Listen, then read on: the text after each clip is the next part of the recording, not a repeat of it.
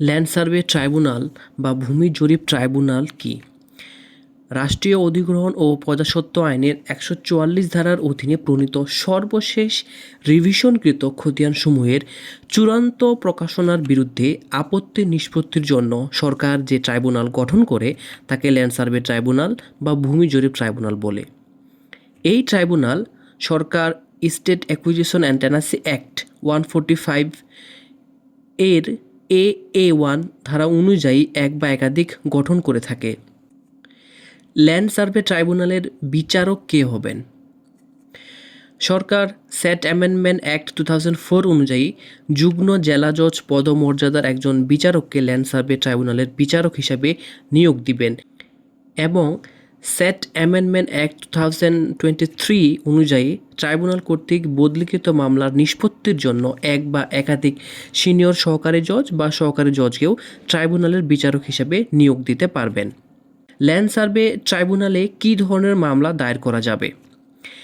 Land survey ট্রাইব্যুনালে শুধুমাত্র set act 144 এর অধীনে জরিপকৃত সর্বশেষ খতিয়ানের বিরুদ্ধে মামলা দায়ের করা যাবে। এই ট্রাইব্যুনালে সিএস, আরএস বা এসএ জরিপের খতিয়ানের শুদ্ধতা চ্যালেঞ্জ করা যাবে না। শুধুমাত্র যে সর্বশেষ বিএস জরিপ হয়েছে তার সংশোধনের জন্য এই ট্রাইব্যুনালে মামলা দায়ের করা যাবে। কতদিনের মধ্যে ল্যান্ড সার্ভে ট্রাইব্যুনালে মামলা দায়ের করতে হবে? সেট অ্যাক্ট 145 এর উপধারা 6 অনুযায়ী 144 এর অধীনে প্রকাশিত চূড়ান্ত খতিয়ানের তারিখ অথবা ভূমি জরিপ ট্রাইব্যুনাল প্রতিষ্ঠার তারিখ যাহা পরে ঘটে তাহা হইতে 1 বছরের মধ্যে উক্ত মেয়াদের পরবর্তী 1 বছরের মধ্যেও উপধারা 7 অনুযায়ী করা যাবে যদি ট্রাইব্যুনাল বাদী কর্তৃক প্রদর্শিত বিলম্বের কারণ বিষয়ে সন্তুষ্ট হন, অর্থাৎ মোট 2 বছরের মধ্যে মামলা দায়ের করতে হবে।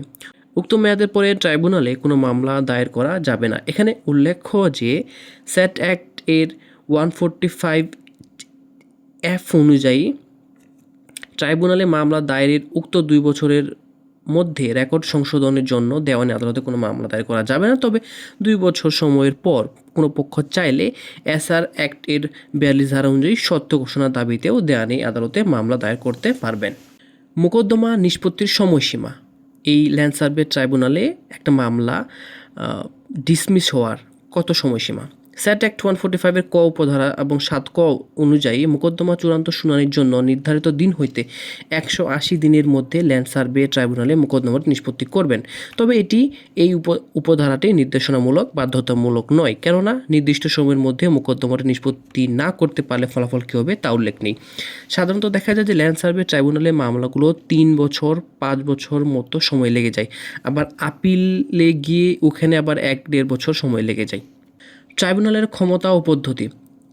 বিচার চলমান অবস্থায় ভূমি জরিপ ট্রাইব্যুনাল বা ক্ষেত্রমতো ভূমি জরিপ আপিল ট্রাইব্যুনাল দেওয়ানি কার্যবিধি 1908 এর অধীনে যেসব ক্ষমতা প্রয়োগ করতে পারেন তা হলো কোনো ব্যক্তির উপস্থিতি তলব ও কার্যকর করা এবং তাহাকে জিজ্ঞাসাবাদ করা, সিপিসি ধারা 30, 31, 32, আদেশ 5, 10, 11, 16।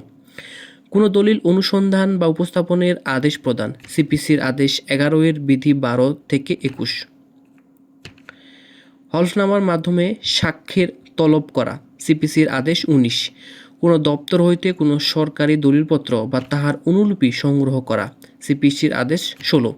সাক্ষী বা দলিলাদি পরীক্ষার জন্য কমিশন প্রস্তুত করা, সিপিসির আদেশ 26 এর বিধি 1 থেকে 8। এছাড়া দেওয়ানি কার্যবিধির অন্যান্য বিধানগুলো প্রয়োগের বাধা নিষেধ থাকলেও নিম্নবর্ণিত কিছু বিধান পরিপূরক হওয়ায় প্রয়োগ করা যাবে।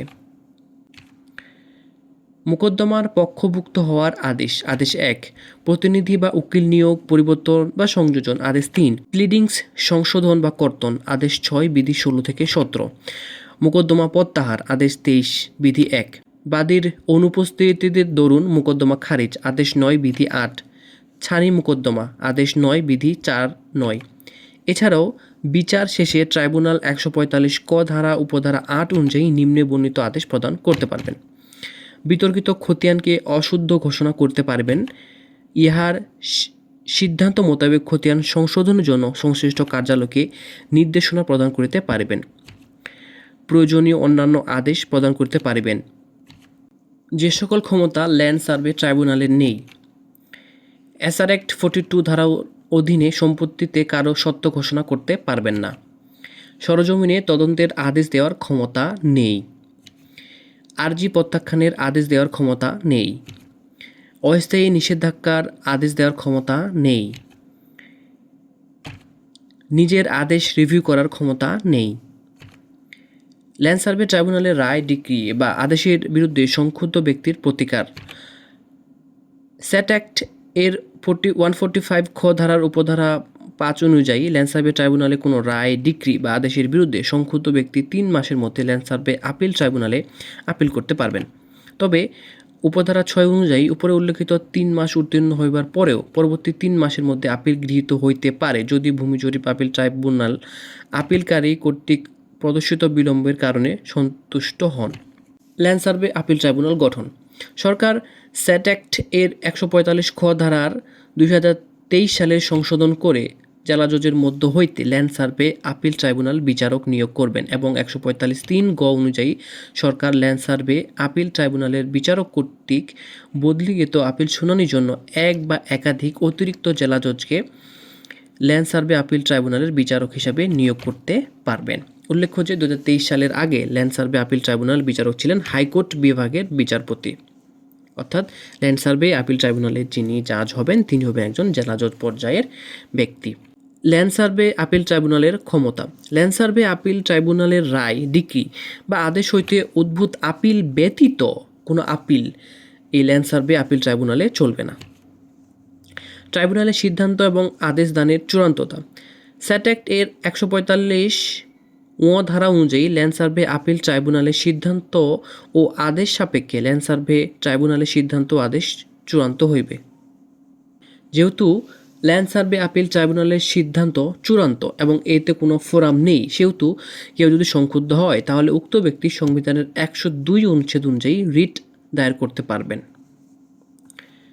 সাধারণত ল্যান্ড সার্ভে আপিল ট্রাইব্যুনালের বিচারক যে সিদ্ধান্ত দিবেন সেটি চূড়ান্ত বলে গণ্য হবে, তবে সেটা যদি কেউ না মানে তাহলে সংবিধানের 102 অনুচ্ছেদ অনুযায়ী রিট করতে পারবেন হাইকোর্ট। একটি বিশেষ নোট হচ্ছে, যদি ট্রাইব্যুনাল দ্বারা একটি মোকদ্দমা খারিজ করা হয় তবে বাদী উপাধি বা সত্য ঘোষণা বা বিতর্কিত সম্পত্তি দখল পুনরুদ্ধারের জন্য উপযুক্ত দেওয়ানি মামলাসহ উপযুক্ত দেওয়ানি আদালতে মামলা দায়ের করতে পারবেন।